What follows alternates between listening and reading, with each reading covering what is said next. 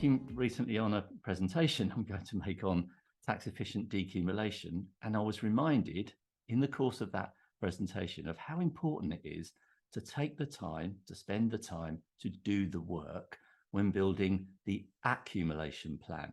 So to give thought to what your future is going to look like, what you would like it to look like when you're planning accumulation. So, and what you would like your decumulation future to look like, leaving aside the human side of that, stuff you would like to do, people you'd like to be with, but the finances to put that in place to give you the ability to do those things. Doing it tax efficiently will enable you to do it better, basically. And having tax efficient options in decumulation often relies on having spent the time, done the work in the accumulation period. For example, putting money into pensions or do that at the last minute. You can't because you've got those pension input limits. You obviously know that.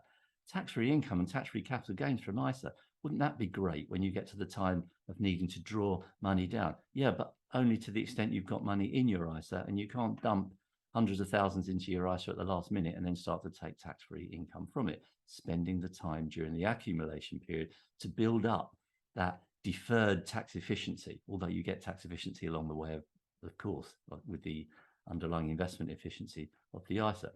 Then investment bonds, much under talked about, I think, these days, but the incredible power of top slicing relief, which has been with us since 1968, by the way, and those 5% withdrawals since 1975.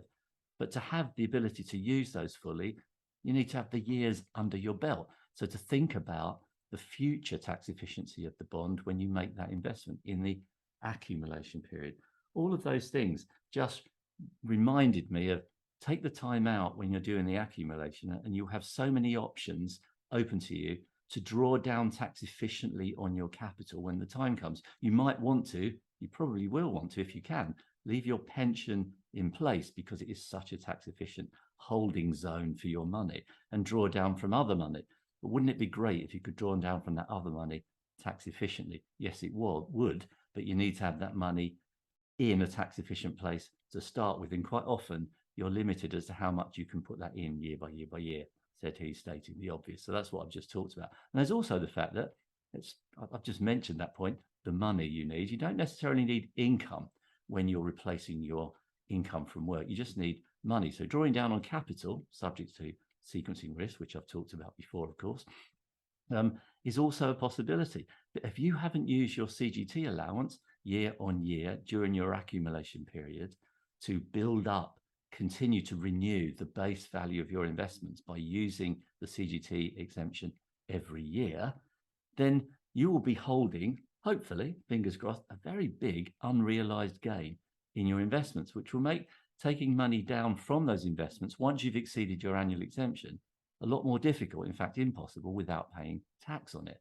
Whereas if you've been using your CGT exemption every year, remember it is use it or lose it, then you will have upped the base value, and the carrying gain inside the investments will be that much smaller, and you will be able to draw down that much more capital without having to draw out money to pay the tax as well. So that's the message. Take the time out early, do the work during the accumulation period to give yourself the best decumulation and the best life in retirement, of course.